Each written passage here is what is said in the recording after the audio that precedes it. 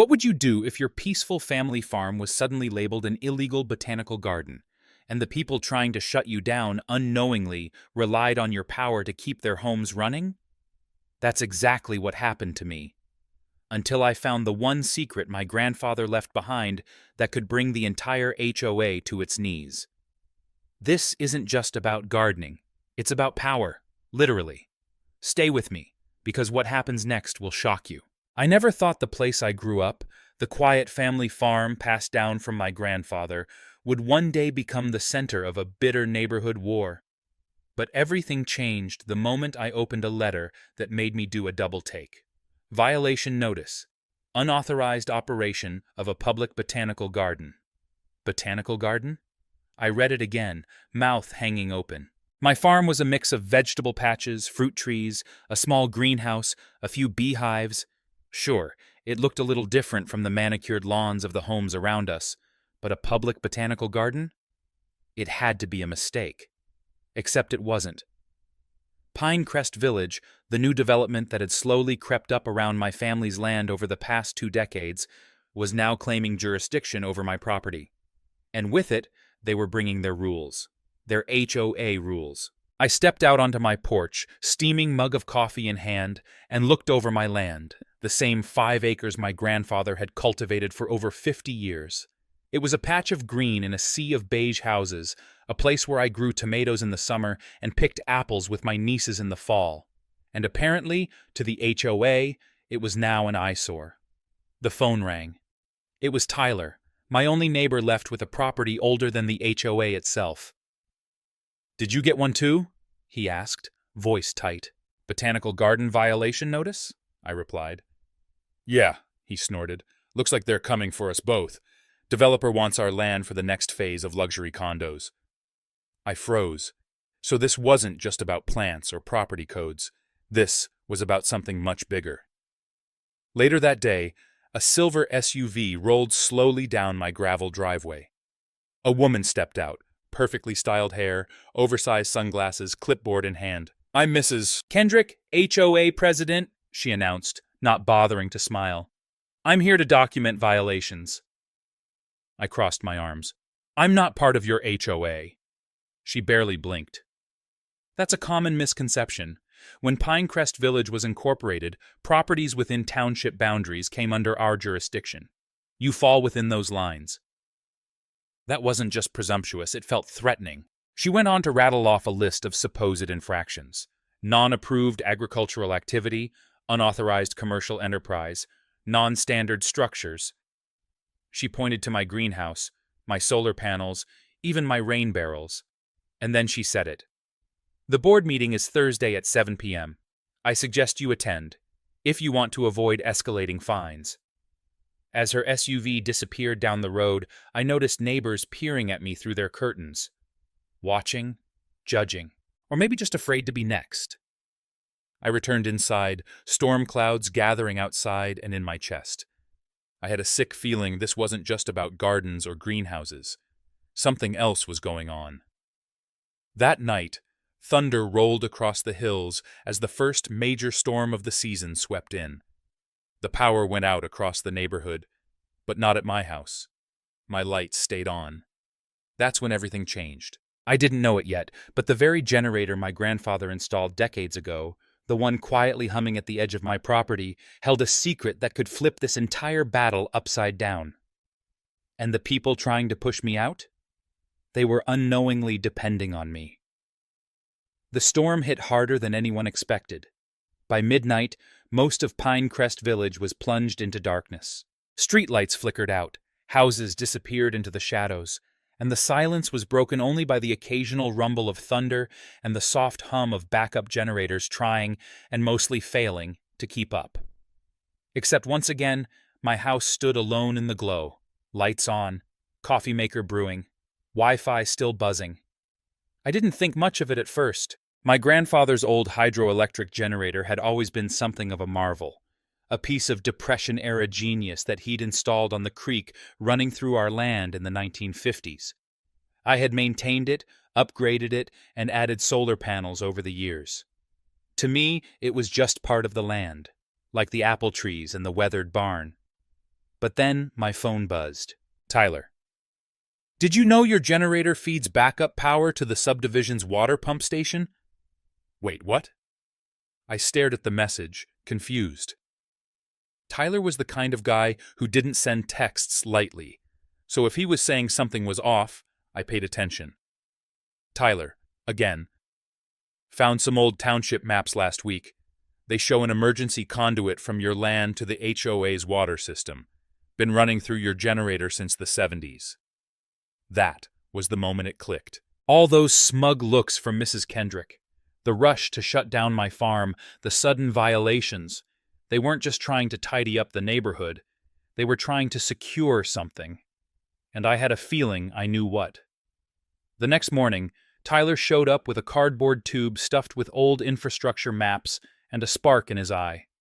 We unrolled them on my kitchen table as the rain drizzled outside. There, he said, pointing. Your grandfather agreed to provide emergency power during energy shortages, but when Pinecrest Village was built, they quietly tapped into the line. No formal easement, no payment, no oversight. I followed the thin blue line he traced with his finger. It ran from my generator straight into the heart of the HOA-controlled development. Then it branched, one way to the subdivision water pump station, another to a cluster of homes marked critical need. Mr. Finch's house was one of them. I sat back in my chair, stunned. So during every blackout, Tyler nodded. Your generator has been keeping their infrastructure alive for decades, and from what I've found in the public records, they've never paid a single cent. That was more than an oversight. It was a revelation. They weren't just violating my property rights. They were literally dependent on me. All their rules, all their regulations, their threats, their fines, it was all built on a quiet, unspoken reliance on my grandfather's generosity. And now they were trying to bulldoze me out, while still plugged into my power? I felt my heartbeat quicken. For the first time since this whole mess started, I wasn't cornered. I was holding the card they never expected me to have. This changes everything, I muttered. It gets better, Tyler added, rolling out a newer map. When North Star started planning their luxury condo expansion, they filed a utilities plan with the county. It includes water and power redundancy guarantees. Guess where the backup power is coming from?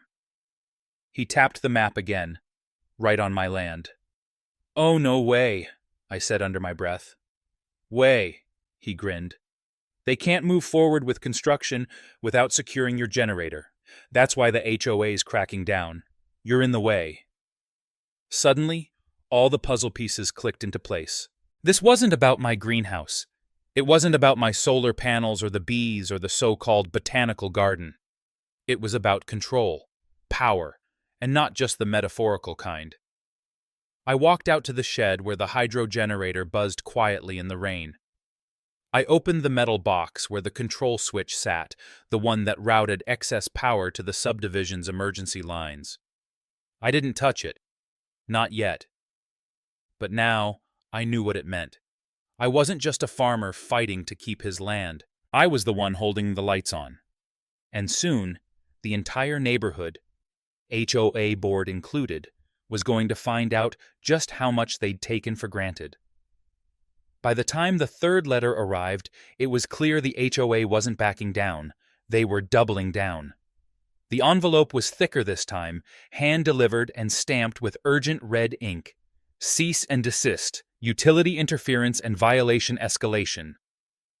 I tore it open on the porch steps, my hands still dirty from planting spring beans. Inside was a laundry list of absurd allegations, interfering with community utilities, unauthorized energy generation, illegal commercial agriculture, operating a public venue without permits.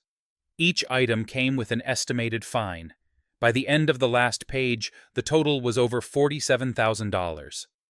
I stood there in stunned silence, the paper crinkling in my hand.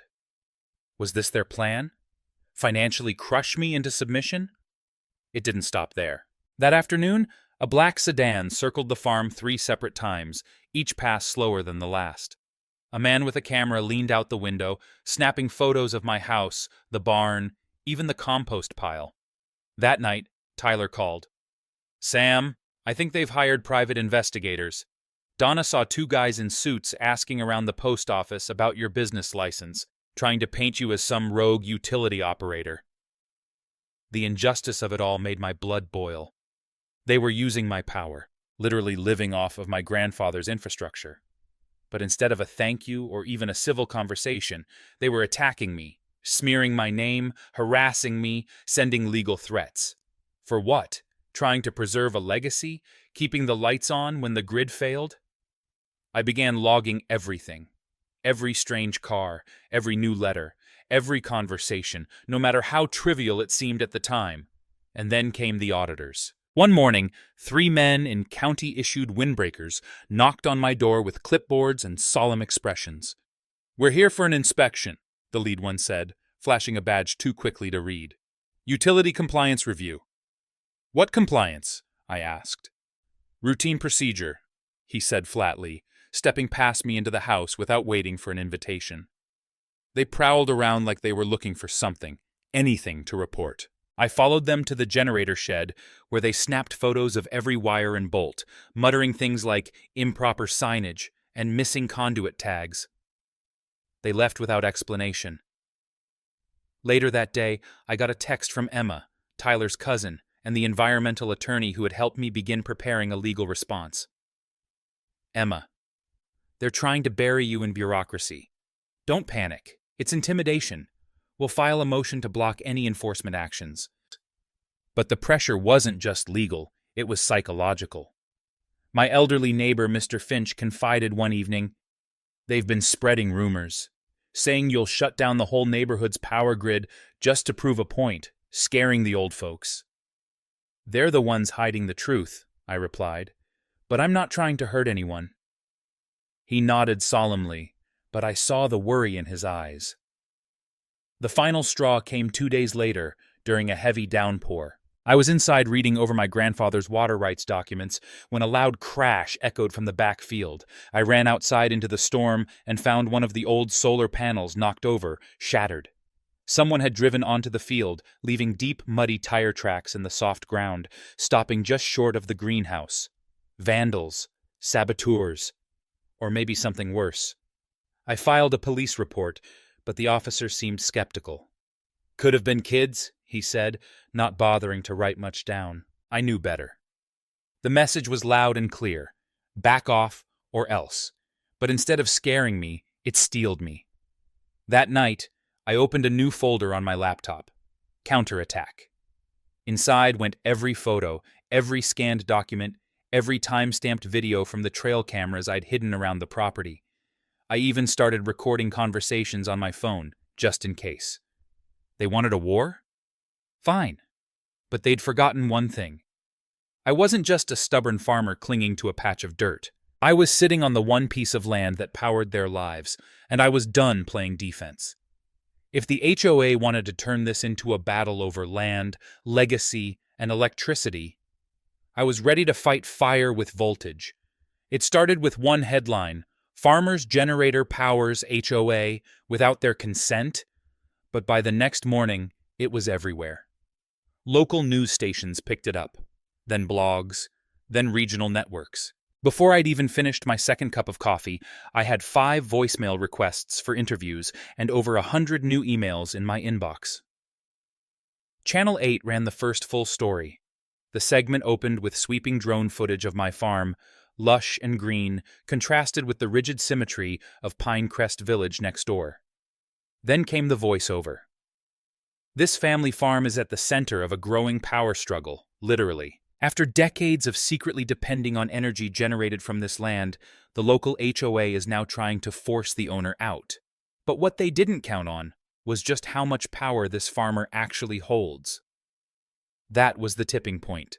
Suddenly, I wasn't just the guy with the illegal greenhouse. I was a symbol, a local hero, a stubborn David standing against a very smug, very modern Goliath. Social media ran with it. Someone created a hashtag. #PowerToTheFarmer. Another person photoshopped a mock superhero poster with me standing atop a generator wearing a cape made of vines and solar panels. It would have been funny if the situation wasn't still so real and so dangerous. Mrs. Kendrick and the HOA board didn't take it well. The very next day, I received another cease and desist letter, this one accusing me of slander, defamation, and inciting public unrest. I laughed when I read it. Then I cried a little. The stress was starting to dig into my bones. But the letters weren't the only escalation.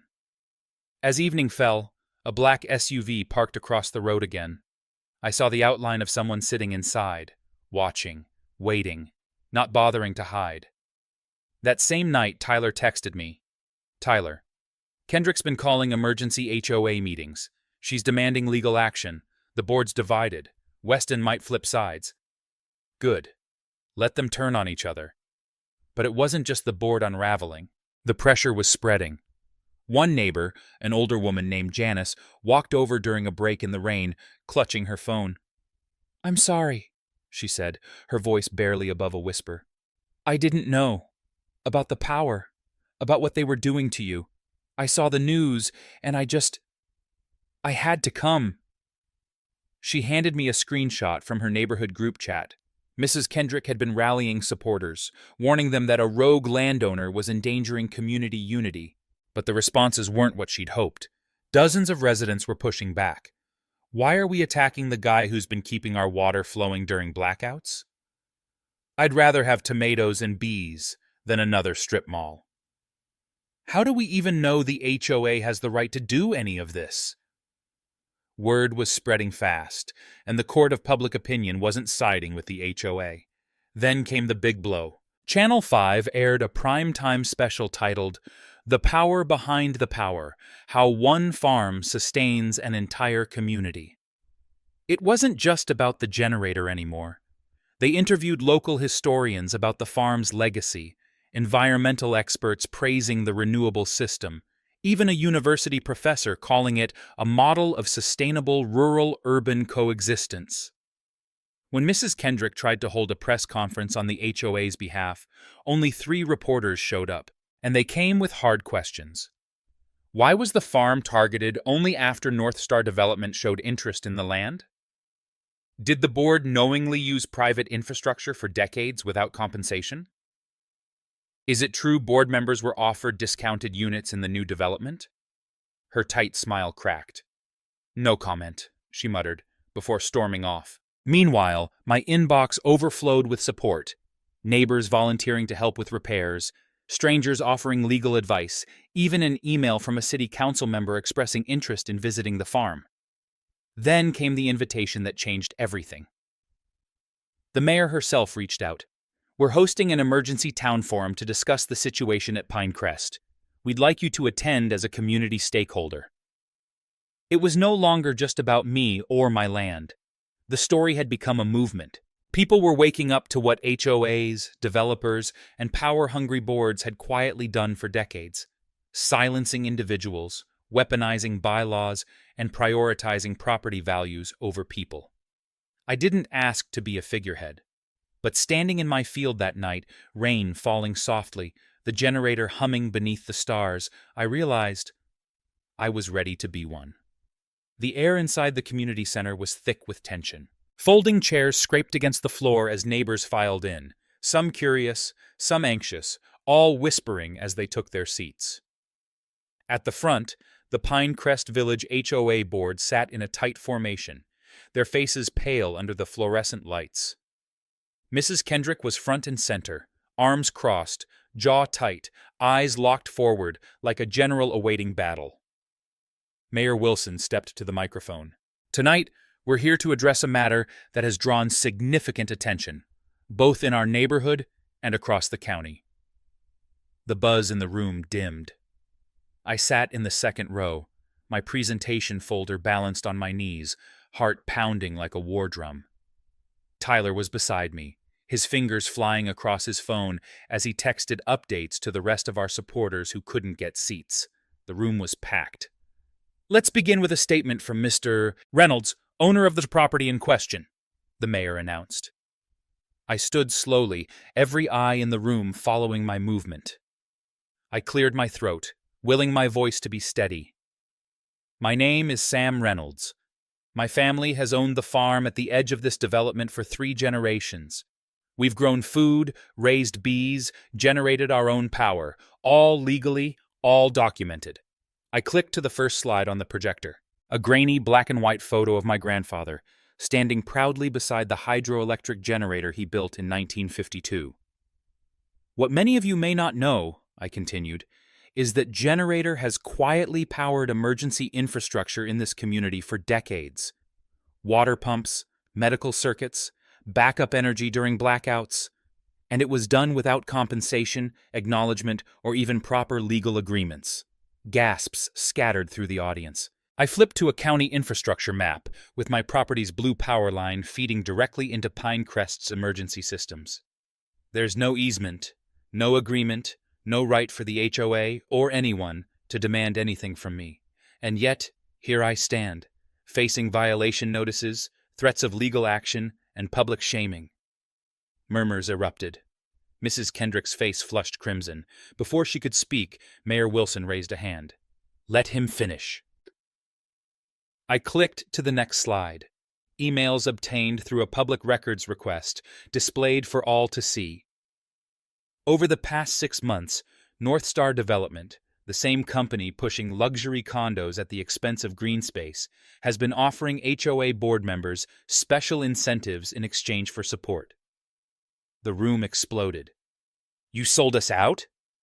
I knew something was off. Kickbacks? Are you serious?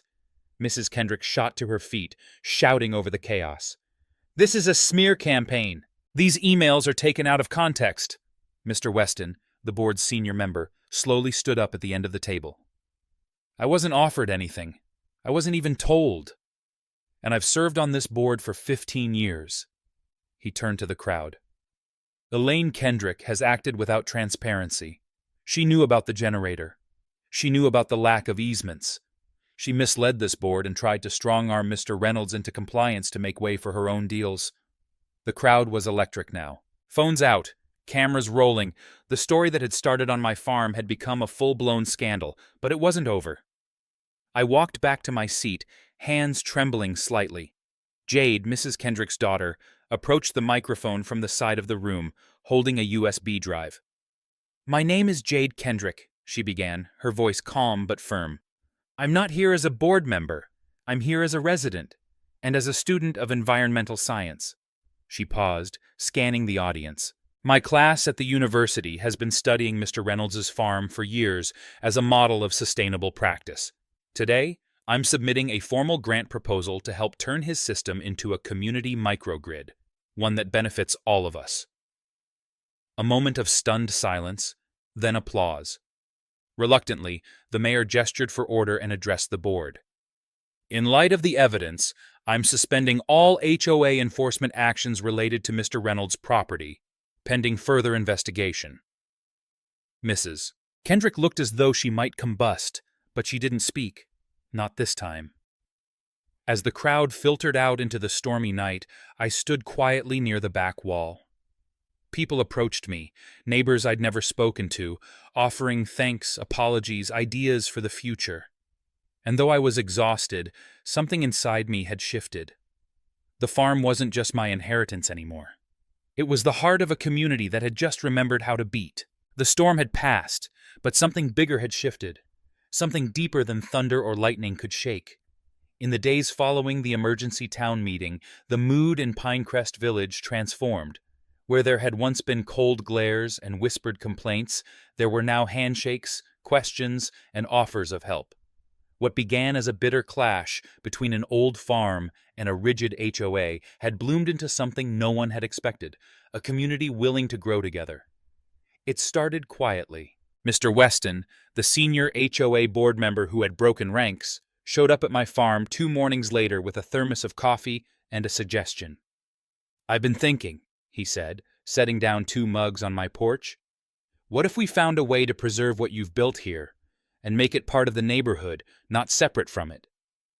His words weren't just a peace offering, they were the beginning of a bridge. Then came Jade, Mrs. Kendrick's daughter, who returned not with a clipboard or accusation, but with a grant proposal from her university. Her professors were willing to fund the initial phase of a community renewable energy and sustainability initiative, using the farm as a teaching model. It was the kind of recognition my grandfather would have never dreamed of, his old hydroelectric generator becoming the blueprint for the future. The mayor announced the formation of a neighborhood transition committee, and, much to everyone's surprise, nominations were open to all residents, not just HOA board members. Tyler, my steadfast neighbor and friend, was one of the first to volunteer. So did Mr. Finch, the elderly gentleman whose wife had relied on the emergency backup power from my generator. "You saved my family," he said quietly, gripping my hand. "It's time we return the favor." Even more surprising was the arrival of Mrs. Kendrick herself. One afternoon, she showed up in her red SUV, this time without fury in her eyes. In the back seat, garden gloves and seedlings sat neatly stacked. She stepped out, her demeanor stiff but sincere. "My daughter wouldn't stop talking about the cooperative energy project," she muttered. "If you'll have me, I'd like to volunteer." There was a long pause, and then I nodded. "Plot 47 is still open," I said gently, "right next to Jade's." And just like that, something softened between us. Within weeks, the transformation was visible. Volunteers, young and old, former skeptics and longtime supporters, gathered at the farm to help build out the expanded microgrid. New solar panels were installed. The old barn was refurbished into a community education center, painted with murals of local wildlife and history. Raised beds lined the southern edge of my field, each one marked with names, families, classrooms, senior groups. What had once been unauthorized agriculture was now a shared garden project with a waiting list. The biggest moment came when the town officially adopted our new name for the project, Pinecrest Community Roots. It wasn't just a power grid anymore. It was a symbol of self-reliance, sustainability, and neighbors finding their way back to each other. I looked out across the rows of blooming vegetables and humming solar inverters one sunny afternoon as a group of kids ran through the orchard paths, laughing and tugging at their parents' hands. For the first time in months, my shoulders relaxed. The land was still mine, but now its heart belonged to everyone. Sometimes the real power doesn't come from the wires or the generators. It comes from people remembering what it means to share, to listen, and to grow together. As the seasons turned and the community garden began to thrive, I often found myself sitting on the old wooden bench beneath the willow tree, thinking about everything that had happened. What began as a battle over zoning laws and property lines turned into something far greater. A lesson not only for me, but for everyone who called this neighborhood home. The story of my grandfather's generator, once dismissed as an outdated relic, reminded us of the enduring power of foresight and resilience. In a world that often chases the next new thing, it was his quiet wisdom from decades ago that kept the lights on when everything else went dark. It's a reminder that the work of one generation can carry value long after they're gone, if we choose to protect it. There was also the lesson about standing firm. There were moments when it felt like I was the only one pushing back against the tide. Letters, lawyers, cameras. But each time I looked out across the land my grandfather loved, I remembered why I was fighting. Not for pride, not for revenge, but to preserve something meaningful. The right to live simply, to grow food, to share what you have, and to be left in peace when you're doing no harm. That principle, I believe, resonates with many of us, especially those who remember when neighbors knew each other's names and knocked on your door to borrow sugar, not file a complaint. But perhaps the most powerful lesson was this: even those who start as adversaries can become allies. Mrs. Kendrick, once the face of opposition, now tends her little garden bed next to her daughter. And I've come to believe that deep down, most people just want to belong, to be heard, and to feel like their voices matter. Sometimes it takes conflict to reveal how fractured we've become, but it also opens the door for healing. To those watching who have lived through change, whether it's in your neighborhoods, your families, or your communities, you know that change is never easy. But it is possible. It starts with courage, with truth, and most of all, with a willingness to listen, even when it's uncomfortable. We built more than a power grid here. We built a community, not out of concrete and bylaws, but out of trust, understanding, and a shared vision for something better. If you take anything away from this story, let it be this. No matter how small you feel, your voice matters. Your history matters, and your values, honesty, hard work, kindness, are more powerful than you think. Whether you're protecting a piece of land, your beliefs, or the dignity of those around you, stand tall. Because sometimes the most lasting change begins with a single person who chooses to do what's right, even when it's hard.